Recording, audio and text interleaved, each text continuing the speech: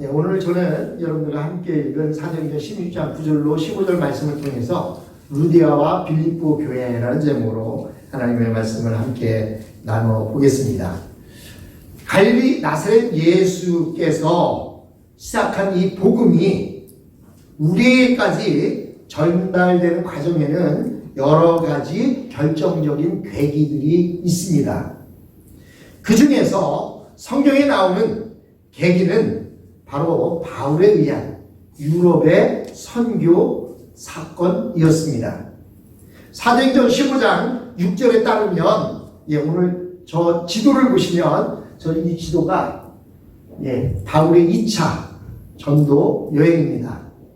바울은 이 2차 전도 여행 때 오늘 우리가 보고 있는 이 사건이 등장하고 있는 것을 볼 수가 있는데 다시 한번 좀 보여주시겠습니까? 보시면 안디옥에서 떠났는데 사실 바울과 바나바가 2차 전도여행을 함께 떠나기로 했습니다. 근데 여러분이 잘 아시는 대로 마가를 데리고 가느냐 데리고 가지 않느냐를 가지고 두 바울과 바나바가 의견 충돌이 있었고 결국에는 둘이 갈라져서 바나바는 배를 타고 저 구부로로 해서 전도여행을 떠났고 바울은 육지길로 해서 지금 보여지고 있는 안디옥, 나소, 루스드라, 이고니온, 안디옥, 드로아 이런 여정을 통해서 이제 2차 전도여행을 떠나게 됩니다. 여러분이 아시는 대로 오른쪽에 있는 갈라디아, 아시아라고 써있는 이곳이 바로 성경에서 말하는 아시아입니다. 소아시아 7교회, 그럼 여러분들 요한계시록이 생각나시죠? 요한계시록이 생각나는 저 장소가 바로 저곳에 있습니다. 서머나도 있고 에베소도 있고 또 루스드라라고 하는 오늘 본문에 나와 있는 장소도 저곳에 있는데 저 서머나 바로 위쪽에 루스드라가 있습니다. 그런데 이제 건너서 드로아에서 건너가는 그쪽 마게도냐, 오늘날에는 저 위쪽은 마게도냐하고 그리고 이쪽 밑에 고린도, 아덴 이쪽에 있는 것은 그리스 지역입니다. 저곳이 바로 유럽의 시작점입니다. 바울이 오늘 우리 본문에 보면 유럽의 복음을 전한 그 시작점에 대한 이야기가 등장하고 있는데 오늘 저는 바로 이 지역에 있는 이 교회에 대한 이야기를 여러분과 함께 나누려고 합니다. 배경을 보면 사도행전 16장 6절에 따르면 바울은 아시아에서 복음을 더 이상 전하기에 힘이 들어졌습니다. 구체적인 이유가 무엇인지 성경에는 잘 나타나 있지 않지만 앞뒤 정황을 살펴볼 때에 선교 방식에 관한 바나바와의 의견 차이로 이 문제가 시작됐음을 우리는 알 수가 있습니다. 2차 선교 여행을 시작하면서 바나바는 마가 요한을 동행해서 함께 가기를 원했습니다. 그런데 바울은 반대합니다. 왜 반대했죠? 1차 선교 여행을 떠날 때 마가가 함께 가다가 다시 그들과 여정을 함께 하지 않고 되돌아가 버렸습니다. 그러니까 이 바울이 생각할 때에는 마가가 끝까지 자기와 함께 하지 않았기 때문에 2차 선교 여행을 떠나도 또 그렇게 할 줄 모른다라는 생각들이 있었습니다. 의구심이 있었습니다. 그래서 바울은 마가를 데려가고 싶지 않았습니다. 그런데 바나바는 마가를 데리고 가자는 거예요. 여러분이 잘 아는 대로 바나바와 마가는 친척지간입니다. 그러다 보니까 이 바나바는 자기의 조카를 데리고 가기를 원했습니다. 그러다 보니까 그것에서 의견 충돌이 있었고 결국은 둘이 갈라져서 선교여행을 떠나게 됩니다. 사실 교회라는 곳은요 참 희한합니다. 다른 곳은 분열하면 망하고 실패하는 경우들이 많은데 교회는 이상하게 교회 안에서 의견 충돌이 있고 그래서 교회가 갈라지게 되면 갈라진 교회들이 다 또 잘 되는 경우들이 많이 있습니다. 그것이 하나님의 역사 중에 한 부분이 아닌가 생각합니다. 어쨌든 갈라서서 함께 따로 전도여행을 떠나게 됩니다. 이렇게 전도여행을 떠나서 바울은 저 소아시아 지역을 지나다가 디모데라고 하는 믿음의 아들을 만나게 되었고 그에게 할례를 줍니다. 그리고 그를 데리고 다니면서 그의 전도 파트너로, 선교 파트너로 함께하는 것들을 우리는 알 수가 있습니다. 그런데요, 여러분이 아시다시피 그때 당시에 바울과 바나바 누구의 영향력이 더 컸을까요? 오늘날 우리는 바나바에 대한 이야기가 사도행전에 잠깐 등장하고 맙니다. 그러나 그때 당시에 바나바는 아주 의로운 사람이었고, 권위자 바나바는 아주 그때 당시에 예루살렘 교회나 안디옥 교회에서 영향력이 크고 아주 신임이 두터운 그런 사람이었습니다.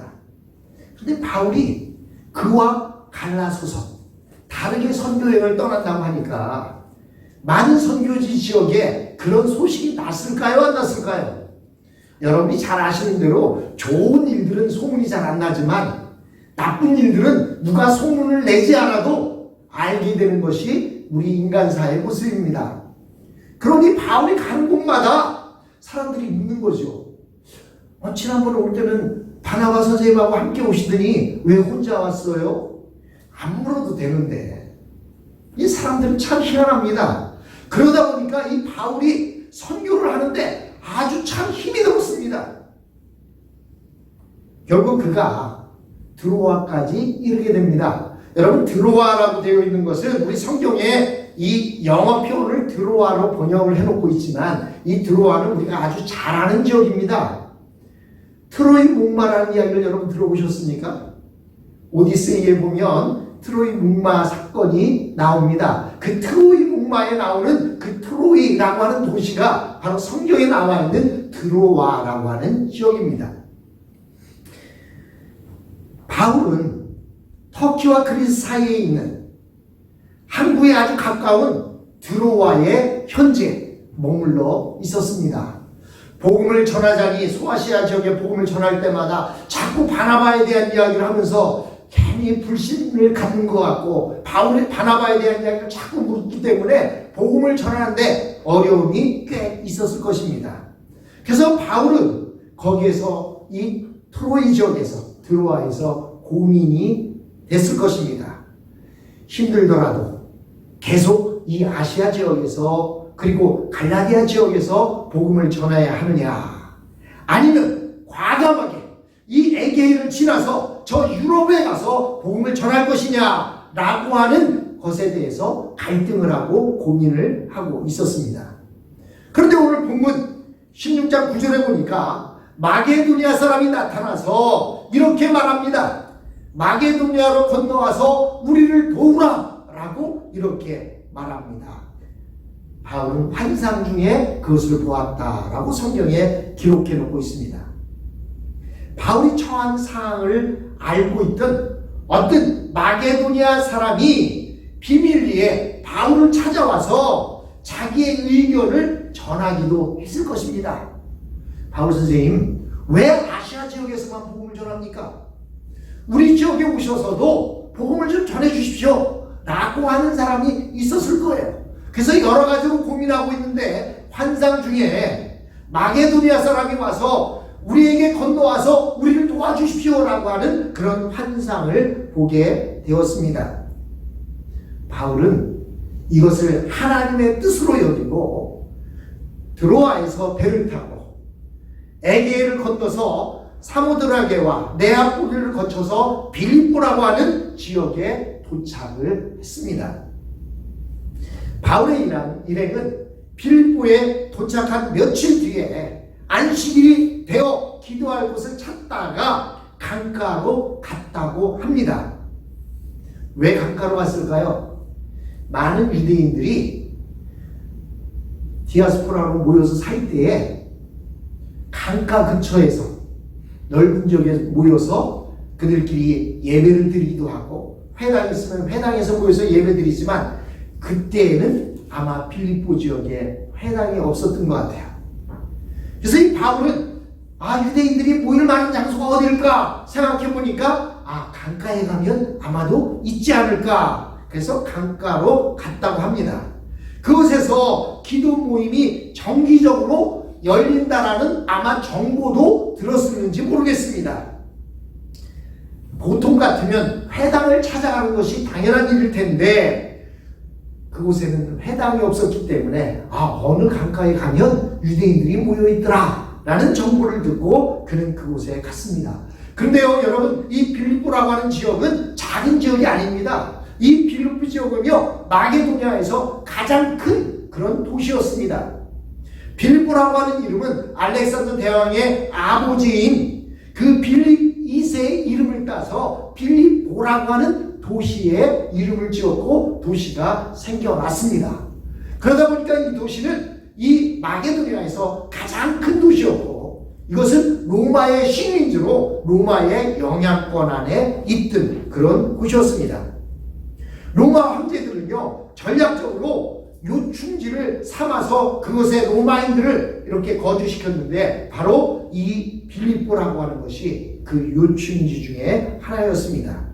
그러다 보니 로마의 세력이 워낙 막강해서 디아스포라 유대인들이 그곳에 회당을 만들기에 어려움이 있었을 것입니다. 왜냐하면 그들은 로마에서도 쫓겨나서 뿔뿔이 흩어져서 와서 살고 있는데 로마 사람들이 많이 거주하는 곳에서는 그들이 회당에서 모이는 것을 원치 않았기 때문입니다.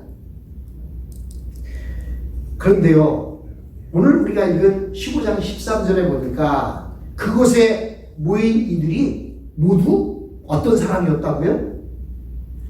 여자였다라고 성경은 기록하고 있습니다. 사실 이 자리에도 저와 우리 마크웹을 빼놓고는 다들 여성분들입니다. 우리 교회뿐만이 아니라 어느 교회를 가봐도 성비를 비교해보면 여성들이 훨씬 많습니다. 왜 그럴까요? 아마도 종교심이 여성들이 더 많아서였을까요? 어찌하든 그 빌립보 강가에 나가서 보니까 유대인들이 예배를 드리려고 모였는데 그 모인 사람들이 모두 여자들이었다고 이렇게 성경은 기록해 놓고 있습니다. 그런데요 이 사도행전을 기록한 의사 누가는 여자 중에서 한 여자에 관해서 자세히 보도하고 있습니다. 14절의 표현을 보십시오. 그들 가운데 루디아라는 여자가 있었는데 그는 자색 옥감 장수로서 두아드라 출신이요 하나님을 공경하는 사람이었다라고 이렇게 표현해 놓고 있습니다. 두아디라는 여러분이 잘 아는 대로 요한계시록 소아시아 7교회를 언급할 때 한 교회로 등장하는 도시입니다. 루디아는 빌립보라고 하는 마게도냐에 살고 있었지만 그는 그의 고향이 두아디라였기 때문에 아마도 두아디라를 오가면서 옥간 장소를 했던 것 같아요. 저는 성지순례를 통해서 두아디라는 지역을 가봤습니다. 그 지역이요 그때 당시에 바울이 복음을 전할 당시에 아주 큰 도시였고 아주 옥감을 많이 짜는 그런 도시로 유명한 도시였다고 합니다. 그렇기 때문에 그 도시 출신인 이 루디아라고 하는 여인은 그곳에서 옥감을 떠다가 빌립보 지역에 와서 옥감 장수를 했던 것입니다. 즉 국제 무역을 하던 그러한 여인이었습니다. 물품은 두아디라의 특산물인 자색 옷감이었습니다. 여러분 자색 옷감, 여러분들 붉은색 옷감 자연스럽게 많이 입으시죠? 자주색 옷감, 퍼플 색깔 많이 입지 않습니까? 그런데요 그때 당시에는 퍼플 색깔은 아주 희귀한 색깔이었고 누구만 입느냐? 요 전만 해도 로마의 황제 외에는 이 자주색 옷감으로 옷을 입을 수가 없었습니다. 그만큼 귀한 것이었어요. 오늘날로 말하면 아마도 스마트폰이나 이런 것에 비할 정도로 아주 귀한 것이었고 그리고 핫한 것이었습니다. 왜냐하면 로마 황제만 입던 옷들을 이제 부유한 사람들이 입게 되었으니 얼마나 좋았겠습니까? 루디아는 당시로서는 보기 드문 성공한 여성 사업가였던 것을 우리는 알 수가 있습니다.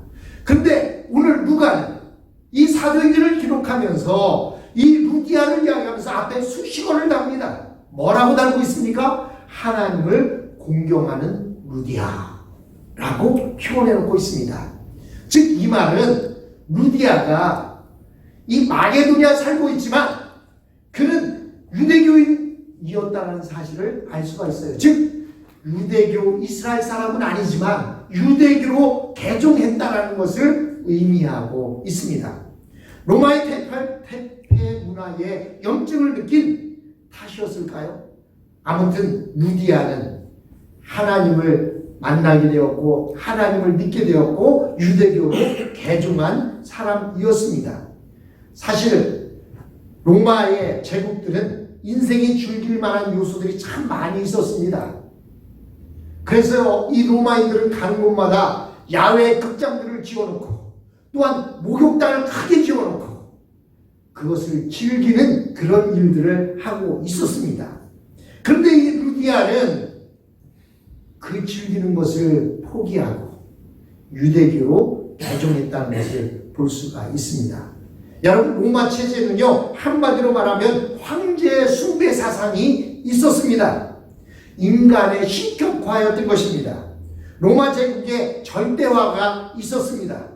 로마 문명이 세상을 구원할 수 있다라고 하는 그런 철학을 가지고 있었습니다. 그런데 루디아는 그 로마의 철학을 따르지 않고 유대교로 개종했다는 것입니다. 즉 창조주 하나님만이 절대적인 창조주이시다, 신이시다라고 하는 것을 그는 믿었다는 것입니다. 그런데 그런 그 루디아가 바울을 만나게 되었습니다. 그녀는 바울의 말을 들었다라고 성경은 이야기하고 있습니다. 그 말의 구체적인 내용이 오늘 본문에 나와 있지 않지만 우리는 얼마든지 추정할 수가 있습니다. 바울은 원래 유대교회에서 열성적인 사람이었습니다. 그는 유대교 랍비의 그런 지위를 가지고 있던 사람이었습니다. 그래서 그가 빌립보 강가에 모여있는 유대인들에게 모여서 설교를 할 수 있었던 것은 그가 가지고 있는 그러한 성향이 있었기 때문입니다. 그런데 이 바울은 그 자리에서 당연히 예수 그리스도의 십자가와 그리고 부활을 전했을 것입니다. 자기의 개인 경험에 근거하여서 아주 감동적으로 그 복음을 전했을 것입니다. 자신이 원래는 예수를 믿는 사람들을 핍박하는 사람이었는데 부활의 예수님을 만난 뒤에 예수님의 제자가 되었노라고 이렇게 간증했을 것입니다. 율법 중심의 유대교에서 예수의 복음을 전해서 내가 예수의 복음을 들음으로 인하여 해방되었다라고 하는 일을 그가 전했을 것입니다. 그런데 성경은 14절 상반절에 이렇게 말하고 있습니다. 주님께서 그 여자의 마음을 여셨으므로 그는 바울의 말을 귀담아 들었다. 마음을 열었다. 이 표현이 대수로워 보이지 않으나 루디아의 회심 경험에는 없어서는 안 될 그런 순간이었음을 가리키고 있습니다. 여러분 우리 인생에도요 터닝 포인트가 있다고 말하지 않습니까? 그것이 누구에게나 주어지는 것은 아닙니다.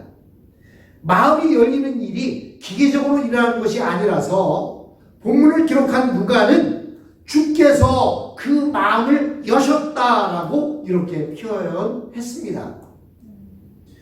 여러분은 그리스도 복음을 향해서 그 마음을 열으셨나요? 어느 정도나 열려 있습니까? 문틈만 빼꼼히 열려 있습니까? 아니면 활짝 열려 있습니까? 또는 마음이 없이 그냥 발걸음만으로 오기만 하고 있지는 않았습니까? 루디아는요 신세계를 만난 사람처럼 바울의 말을 듣고 따르게 되었습니다. 저와 여러분도 그랬을 줄 믿습니다. 이렇게 루디아가 바울의 복음을 듣게 되었고 그리고 나서 루디아가 무엇을 합니까? 마음이 열린 루디아는 두 가지 중요한 행동을 하게 됩니다. 마음의 변화는 행동의 변화까지 불러오게 되어 있기 때문입니다. 15절을 보겠습니다. 당시에 빌립보 강가에서 벌어졌던 일을 압축해서 기록한 문장입니다. 여러분 상상력을 발휘해서 제가 읽는 이 성경 구절을 들어보십시오. 그 여자가 집안 식구와 함께 침례를 받고 나서 나를 주님의 신도로 여기신다면 우리 집에 오셔서 묵으십시오 하고 간청하였다. 그리고 우리를 강권해서 자기 집으로 데리고 갔다 라고 성경에 기록해 놓고 있습니다. 첫째, 루디아가 어떤 행동을 했습니까? 루디아는 자기뿐만 아니라 모든 식구가 침례를 받았다라고 기록해 놓고 있습니다. 침례란 무엇입니까? 삶의 방향을 근본적으로 바꾼다라고 하는 의미를 가지고 있습니다. 지금까지 걸어오던 길을 돌아서 완전히 바꾼다는 것입니다. 침례받은 사람은 새로 태어난 신생아와 같습니다. 그래서 물에 잠길 때 죽었고 물에서 다시 건져 올릴 때 다시 살았다라고 하는 의미를 가지고 있습니다. 즉 우리가 믿음 안에서 다시 살게 되면 새로 태어난 신생아와 같습니다. 그 신생아는 이제 어른으로 자라가야 합니다. 모유를 먹다가 이유식을 먹게 되고 이어서 딱딱한 음식을 먹어야 합니다. 그런데 계속 이유식만 고집하며 먹는다면 그 아이는 제대로 성장하지 못합니다. 몸만 자라면 곤란합니다. 지식도 늘어나야 하고 감수성도 더 예민해져야 하고 정신이 더 풍성해져야 합니다. 그래서 아기처럼 자기만 아는 것이 아니라 남을 배려하고 또한 연대할 줄도 알아야 합니다. 인격 자체가 품격을 갖추어 나가야 합니다. 여러분 침례를 받았다는 말은 그리스도의 성품을 닮아가는 삶을 이제부터 시작하겠다라고 약속하는 것입니다. 그것도 자기들끼리만 약속하는 것이 아니라 침례는 많은 사람들이 보는 앞에서 내가 이렇게 예수님을 만났습니다. 내가 예수 믿고 구원받았습니다. 나는 예수 믿는 사람이 되었습니다. 이제부터는 예수 믿는 사람답게 살겠습니다. 라고 고백하는 것입니다. 여러분 성숙한 그리스도인으로 이름으로 자란다는 말은 단순히 그냥 예배에 빠지지 않고 헌금 제대로 하고 교회 각종 모임에 참석하고 그래서 교회 안에서 인정받고 일종의 종교적인 지위라고 할 수 있는 권사나 집사가 되는 것으로 생각하면 곤란합니다. 그런 것들은 신앙생활의 형식입니다. 그런 노력도 필요하긴 합니다. 그리스도인으로 성장한다는 말은 자신의 전체 인생을 그리스도교적인 완성 덩어리로 관심을 받다 드리고 자라간다는 것을 의미하는 것입니다. 바울이 바로 그렇게 자신의 삶을 살았습니다. 그래서 빌립보서 3장 12절에 보면 내가 이미 얻었다함도 아니요 온전히 이루었다함도 아니라 오직 내가 그리스도 예수께 잡힌 바 된 그것을 잡으려고 달려가노라 라고 빌립보서 3장 12절에 기록해 놓고 있습니다.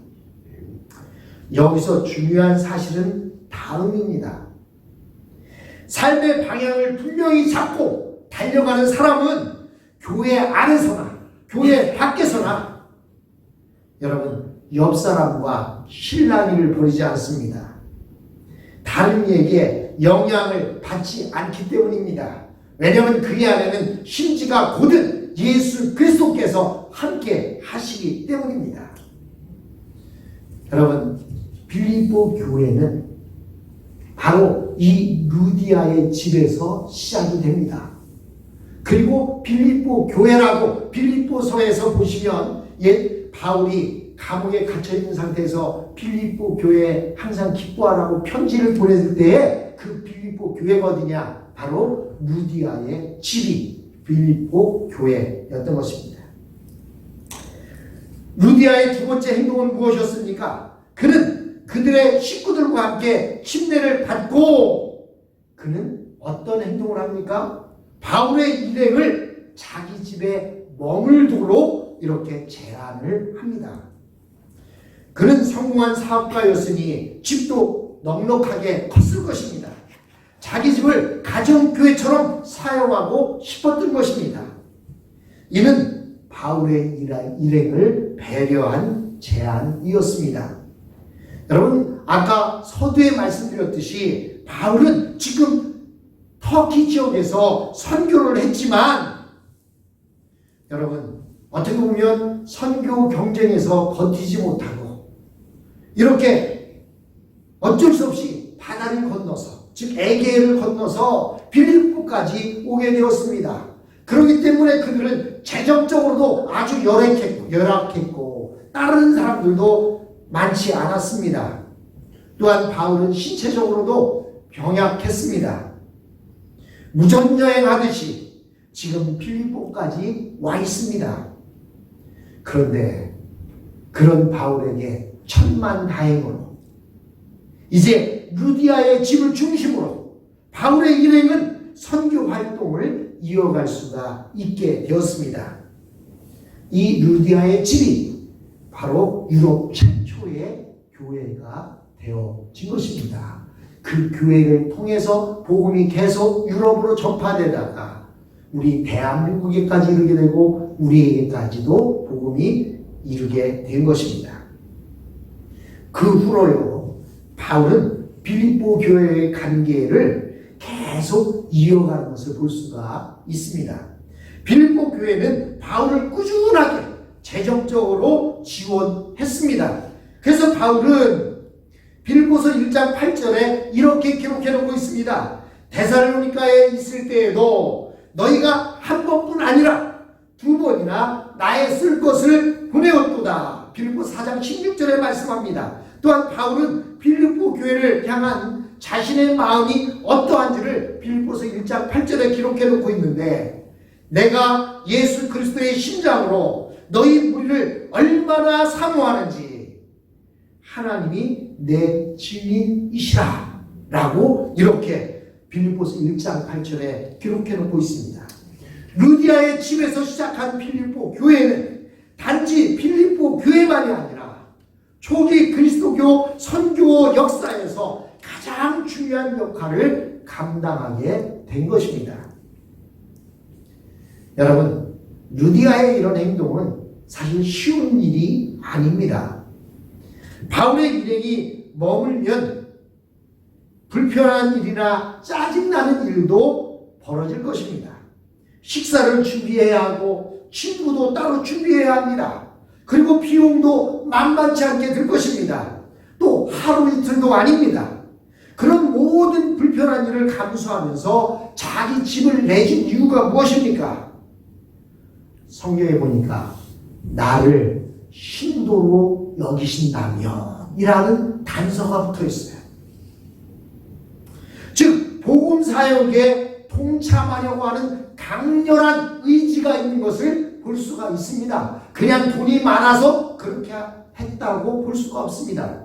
여러분, 교회에 헌금하는 사람들 모습을 보십시오. 돈이 많다고 많이 헌금합니까? 그렇지 않습니다. 마음이 없으면 헌금이 안 돼요. 교회를 사랑하는 마음, 하나님을 사랑하는 마음이 없으면 아무리 억만금이 있어도 헌금이 안 됩니다.